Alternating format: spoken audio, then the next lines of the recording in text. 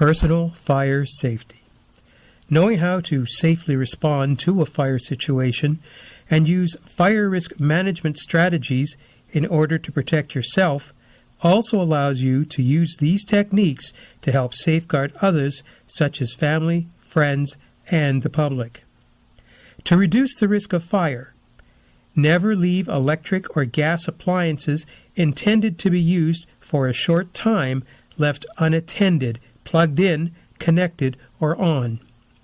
The type of appliances we are referring to are portable heaters, portable hot plates, or cup warmers, camp stoves, electric blankets, and portable chargers. All of these are capable of generating heat and have the potential of overheating or generating enough heat to ignite a nearby item, resulting in fire. When using a portable heater, keep anything that could burn at least 3 meters or 10 feet away from the heat source, and never let the heater run unattended.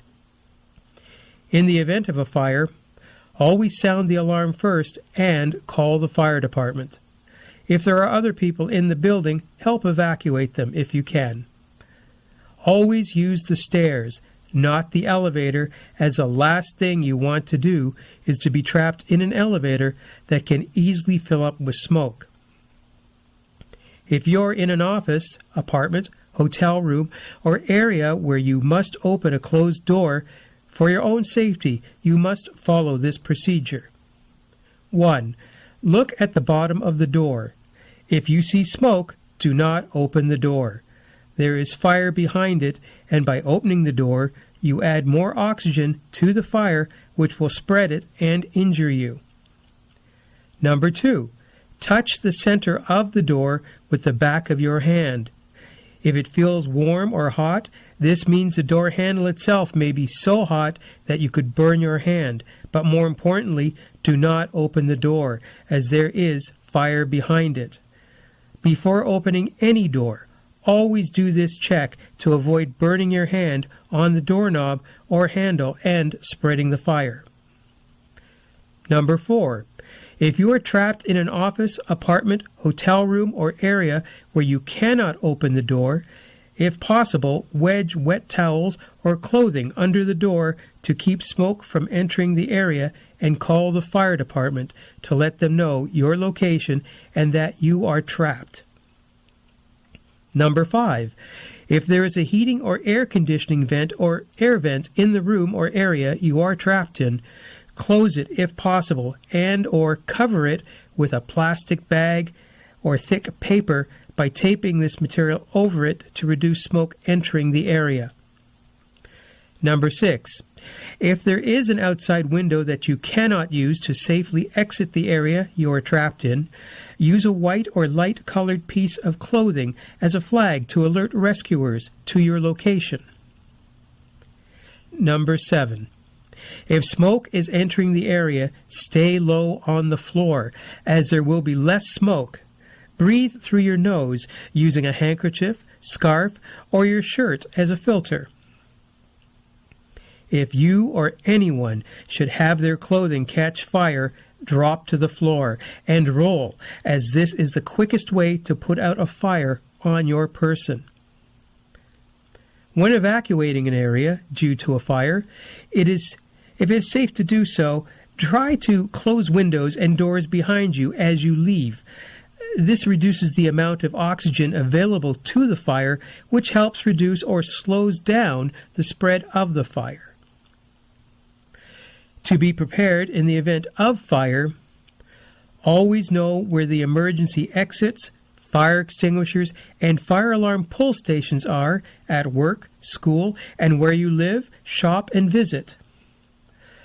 Always keep in your drawer or locker at work or school, a drawer at home, and in your luggage or backpack a personal mini fire rescue kit. Your kit must have a flashlight, a small roll of duct tape, a small knife or scissors, and one large plastic garbage bag. In the event of a fire emergency where you may be trapped, you can use the flashlight to help you escape if the power goes out or to signal for help in a dark building. Use the scissors or knife to cut the plastic garbage bag and duct tape to seal the air vents and bottom of a door to reduce smoke entering an area if you are trapped. Be sure to call the fire department using your mobile telephone to tell them you are trapped and your exact location. Check the batteries in your flashlight every 3 months and the condition of your duct tape to be sure you will always be ready for an emergency. The best way to check your flashlight is to switch it on for 1 minute and see if the light beam brightness stays at a consistent level. You should also remove the batteries and examine them for leakage. If you go on vacation or a business trip, be sure to take your flashlight, small knife or scissors, duct tape, and large garbage bag with you.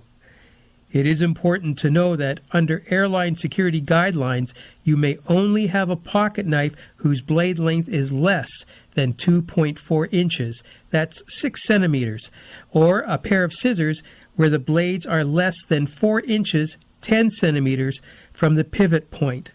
So it is a good idea to use a knife or scissors that fit these criteria when putting together your kit, whether for traveling or just around your home or office. Try to get a hotel room that will be on the 2nd to 7th floor. This is because the majority of ladders on fire rescue vehicles in most places in the world can only reach the 7th floor. Thus, by being within this range, you increase your options for being safely evacuated sooner than later, no matter what country, town, or city you may visit. As well, if you do have to use the stairs to evacuate, the trip down is less strenuous and shorter.